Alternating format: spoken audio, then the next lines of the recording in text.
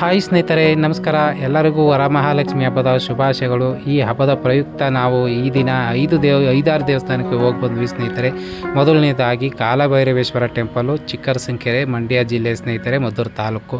ಇಲ್ಲಿ ನೋಡ್ತಾ ಇದ್ದೀರಾ ಕಾಲಭೈರವೇಶ್ವರ ಟೆಂಪಲ್ನಲ್ಲಿ ಇರ್ತಕ್ಕಂಥದ್ದು ನಮ್ಮ ಕುಲದೇವರು ಕಾಲಭೈರವೇಶ್ವರ, ನನ್ನ ಆರಾಧ್ಯ ದೈವ ಕೂಡ. ಅಲ್ಲಿ ಬಸವಪ್ಪ ಕೂಡ ಇರ್ತಕ್ಕಂಥದ್ದು. ಬಸವಪ್ಪನ ಪವಾಡ ನೀವು ಕೇಳಿರ್ತೀರ, ಯೂಟ್ಯೂಬಲ್ಲಿ ಗೂಗಲಲ್ಲಿ ನೋಡಿರ್ತೀರ ಸ್ನೇಹಿತರೆ. ಕಷ್ಟದಲ್ಲಿ ಬಂದವರು ಮಲಗಿದ್ದು ಸ್ನೇಹಿತರೆ, ಅವ್ರ ಮೇಲೆ ಬಲಗಾಲಿಟ್ಟು ದಾಟಿ ನಾನು ಒಳ್ಳೇದು ಮಾಡ್ತೀನಿ ಅಂತ ಭರವಸೆ ಕೊಟ್ಟಿದೆ. ಜೊತೆಗೆ ಪಾದ ಕೇಳ್ತಾ ಇದ್ದಾರೆ ಸ್ನೇಹಿತರೆ, ನಾನು ಒಳ್ಳೇದು ಮಾಡ್ತೀನಿ ಅಂತ ಬಸವಪ್ಪ ಸಾಕ್ಷಾತ್ ನಂದಿ ಸ್ವರೂಪದಲ್ಲಿರ್ತಕ್ಕಂಥ ಬಸವಪ್ಪ ಪಾದ ಕೊಟ್ಟು ಒಂದು ಆಶೀರ್ವಾದ ಕೂಡ ಮಾಡ್ತು ಸ್ನೇಹಿತರೆ. ಅಲ್ಲಿರ್ತಕ್ಕಂಥ ಭಕ್ತಾದಿಗಳು ಒಬ್ಬೊಬ್ಬರೇ ಬಂದು ಪಾದ ನಮಸ್ಕಾರ ಮಾಡ್ತಾಯಿದ್ರು. ನಾವು ಸ್ವಲ್ಪ ಹೊತ್ತು ಕೂತ್ಕೊಂಡ್ವಿ ಸ್ನೇಹಿತರೆ, ನೋಡ್ತಾ ಇದ್ವಿ ಸ್ನೇಹಿತರೆ. ನಮಗೂ ಆ ಥರ ಮಾಡಬೇಕು ಅಂತ ಅನ್ನಿಸ್ತು.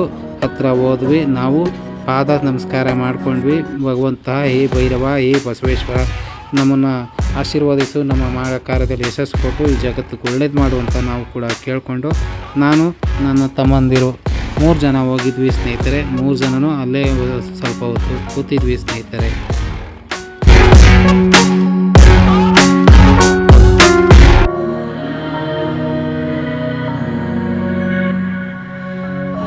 ಹಾಗೆ ಸ್ವಲ್ಪ ಹೊತ್ತು ಕಣ್ಮುಚ್ಚಿ ಧ್ಯಾನ ಮಾಡಿದ್ವಿ ಸ್ನೇಹಿತರೆ. ತುಂಬ ಸಮಾಧಾನ ಆಯಿತು. ಹಾಗೆ ನೀವು ಕೂಡ ನಿಮ್ಮ ಮನೆ ದೇವರಿಗೆ ಹೋಗಿ ಬಂದಿರ್ತೀರಾ ಅಂತ ತಿಳ್ಕೊಂಡಿದ್ದೀನಿ ಸ್ನೇಹಿತರೆ. ಆ ನಂತರ ಸ್ನೇಹಿತರೆ ಅಲ್ಲಿಂದ ಚಿಕ್ಕಸಂಕೆರೆ ಮುಗಿಸ್ಕೊಂಡು ದೊಡ್ಡಸಂಕೆರೆಗೆ ಹೋದೋ ಸ್ನೇಹಿತರೆ.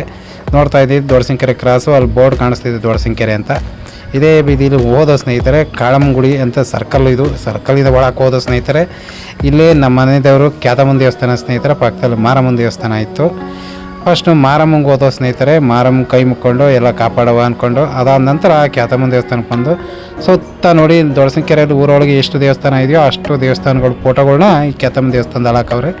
ನಮ್ಮ ತಾತನ ಕಾಲದಲ್ಲೂ ಇದನ್ನು ಪೂಜಿಸಲಾಗ್ತಿತ್ತು. ನಮ್ಮ ತಾತನೂ ಮಾಡ್ತಾಯಿದ್ರು, ಈಗ ನಮ್ಮ ತಂದೆ ಮಾಡ್ತಾಯಿದ್ರು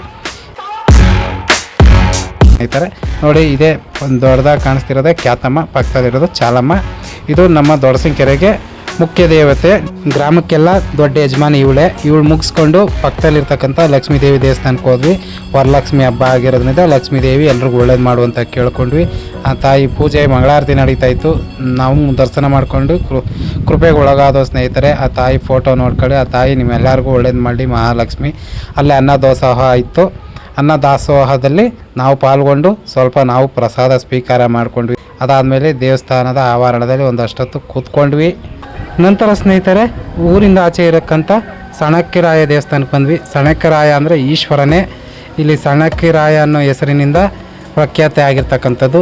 ಹಾಗೆ ಶಿವನ ದರ್ಶನ ಮಾಡಿಕೊಂಡು ಶಿವ ಪರಮಾತ್ಮ ಲೋಕವನ್ನು ಚೆನ್ನಾಗಿಟ್ಟಿರುವಂತ ಕೇಳಿಕೊಂಡು ಸ್ನೇಹಿತರೆ ಅಲ್ಲೇ ಇರ್ತಕ್ಕಂಥ ಪಕ್ಕದಲ್ಲಿ ಬಸವಪ್ಪ ಹಾಗೂ ಪಾರ್ವತಮ್ಮನ ದರ್ಶನ ಕೂಡ ಮಾಡ್ಕೊಂಡ್ವಿ ಸ್ನೇಹಿತರೆ. ನಮ್ಮ ಹೋಗೋ ಟೈಮ್ಗೆ ಪೂಜೆ ನಡೀತಾಯಿತ್ತು. ಮಂಗಳಾರತಿ ತಗೊಂಡ್ವಿ. ಅಲ್ಲಿ ಪಾರ್ವತಿ ದೇವಿ ಇದ್ದಾರೆ ನೋಡ್ಕೊಳ್ಳಿ. ಆದಿಶಕ್ತಿ ಪಾರ್ವತಿ ದೇವಿ, ಮಹಾಲಕ್ಷ್ಮಿ, ಸರಸ್ವತಿ ಮೂಲ ರೂಪ ಆಗಿರ್ತಕ್ಕಂಥ ದೇವಿ ಆದಿಶಕ್ತಿಯ ರೂಪ ಪಾರ್ವತಮ್ಮನಿಗೆ ಕೈ ಮುಕ್ಕೊಂಡು ಸ್ನೇಹಿತರೆ. ಅದಾದ ನಂತರ ನವಗ್ರಹಗಳಿಗೆ ಪ್ರದಕ್ಷಿಣೆ ಹಾಕ್ಕೊಂಡು ಸ್ನೇಹಿತರೆ. ಹಾಗೆ ಇಲ್ಲಿ ಈ ದೇವಸ್ಥಾನದಲ್ಲಿ 2 ಬಸವಪ್ಪ ಬಿಟ್ಟಿದ್ದಾರೆ. ಇಲ್ಲೊಂದು ಬಸವಪ್ಪ ದೊಡ್ಡ ಬಸವಪ್ಪ ಆಗಿರ್ತಕ್ಕಂಥದ್ದು, ಪಕ್ಕದಲ್ಲಿ ಇನ್ನೊಂದು ಪುಟ್ಟ ಬಸವಪ್ಪ ಕೂಡ ಆಗಿರ್ತಕ್ಕಂಥದ್ದು. ಏನು ಮಾಡೋಕ್ಕಾಗಲ್ಲ, ಒಂದು ದೇವಸ್ಥಾನದಲ್ಲಿ 2 ಕಮ್ಯುನಿಟಿ ಇರ್ತಕ್ಕಂಥದ್ದು. ಏನು ಮಾಡೋಕ್ಕಾಗಲ್ಲ, ಎಲ್ಲ ದೇವ್ರು ಬಿಟ್ಟದ್ದು. ದೇವಸ್ಥಾನ ದರ್ಶನ ಮುಗಿಸ್ಕೊಂಡ್ವಿ ಸ್ನೇಹಿತರೆ. ನಮ್ಮನೆ ಕಡೆಗೆ ಹೊರಟ್ವಿ. ಇವತ್ತು ನೀವು ಯಾವ ದೇವಸ್ಥಾನಕ್ಕೆ ಹೋಗಿದ್ರೆ ದಯವಿಟ್ಟು ಕಮೆಂಟ್ ಮಾಡಿ, ಲೈಕು, ಶೇರ್ ಮಾಡಿ. ಮತ್ತೊಂದು ವಿಡಿಯೋದಲ್ಲಿ ಭೇಟಿಯಾಗೋಣ ಸ್ನೇಹಿತರೆ.